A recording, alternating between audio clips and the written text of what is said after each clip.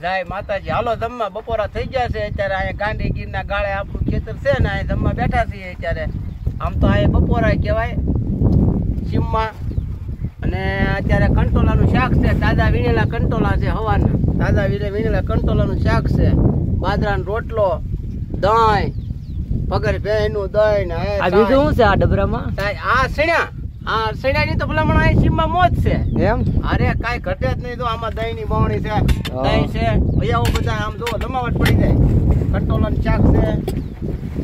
આવો તમે બધા આમ જુઓ તમે મોર આમ હામી ગાંડી ગળ દેખાય છે.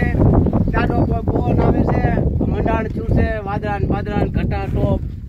અને અત્યારે એ આમ તો ગિરનારી પવન ફૂંકાઈ જશે. તમારી ભેહું ક્યાં સરે છે? ત્યાં હું આપણે આ ગાળામાં ગઈ હમણાં ગઈમાં. બરોબર. ટ્રેક્ટર આમ પડ્યું છે. હા, ગઈના ગાળામાં ગઈ ભેહું. ના ના છે, દેખાય તો છે.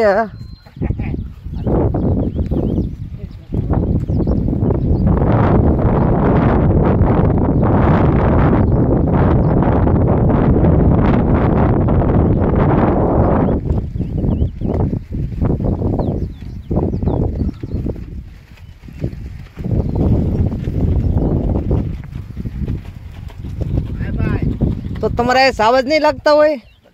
હાવજ હમણાં અહીંયા લગભગ કલાક પેલા હતો. પેલા ગાળામાં હતો કલાક પેલા. ભેંવાળાને કીધું ભાઈ આને પા લઈ લેજે, હમણાં આગળ ખી જોશે. અહીંયા બગલા દોડતા હતા, ઓલ પા રોજ બારા નીકળી ગયા હતા. રોજ અહીંયા 7 8 10 બારા નીકળી ગયા એટલે ખબર પડી જાય કે હાવજ છે. એટલે મેં કીધું હાલે આપણે જમી લઈ તો ઘડીક ભેંનું ધ્યાન રાખજે. મેળો છે એમ ને ઉપર? જમાવટ છે. હા, મેળો ભાઈ તમે એમ બનાવ્યો પણ અલગ ગ્રાન્ટ. એમાં ઉપર એક ભાઈ હુતા છે. ઈ ભાઈ પાછા ઈ રાત્યાખી આરામ કરે. બોલા રાત્યાખી રાખતા હોય અહીંયા. રાત્યાખી રાખતા હોય ઈ.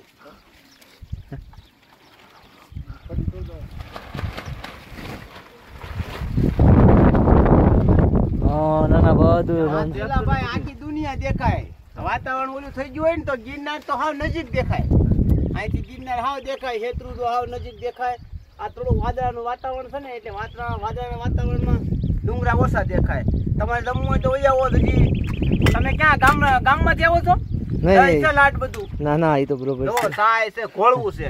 અમે જમીન આવ્યા છીએ. આમાં કંટોલાનું શાક છે અને આ બાફેલા અને આ વઘારેલા સણ્યા છે. અને આમાં જો મોરસ થોડી ખાંડ નાખી દહીંમાં જ મજા આવી જાય. તો આપણે થોડી ખાંડ નાખી દહીંમાં હોતો મજા આવી જાય, કાંઈ ઘટે જ નહીં. કારણ કે ખાટું દહીં છે ને એટલે મજા આવી જાય. લચ્છી જેવું થઈ જતું હશે ને? કાંઈ ઘટે જ નહીં. ખાટું ગોળ. હા ભાઈ જમી લીધું છે, સોળે છે. જમવાનું જ બાકી. ભાઈ જમે છે હજી. મેં કીધું હવે હું થોડીક ઝડપ રાખું. હા, એટલે મજા આવે એવું થઈ ગયું છે. થોડીક ખાંડ નાખી શકતી એટલે તમે પણ અખતરો કરજો. ખાટા દહીંમાં થોડીક સાઈડ તુલે ખાંડ નાખજો. ખાંડ નાખજો એટલે મજા આવી જાય. ચોમાસાની મજા તો અલગ જ છે. તમે હું ભાઈ ટ્રેક્ટર રાખો છો? હા ભાઈ, એને ઓલું મિની ટ્રેક્ટર છે. અહીંયા આવ્યા છે આપણે લઈને ખેતરમાં. બરોબર. હા, એ હાકે છે. એ ખેતર અમે બધા ખડ કાઢીને એ વાવા આટા વીટા મારીને અહીંયા ભેહુંનું ધ્યાન રાખીને હાવજ આવે ત્યારે ઘડી બગડી આવી. હાવજ જોવા માણસો બહુ આવે અહીં હાવજ જોવા. હા, અહીંયા મેળામાંથી રાતે ડાયરો જ હોય.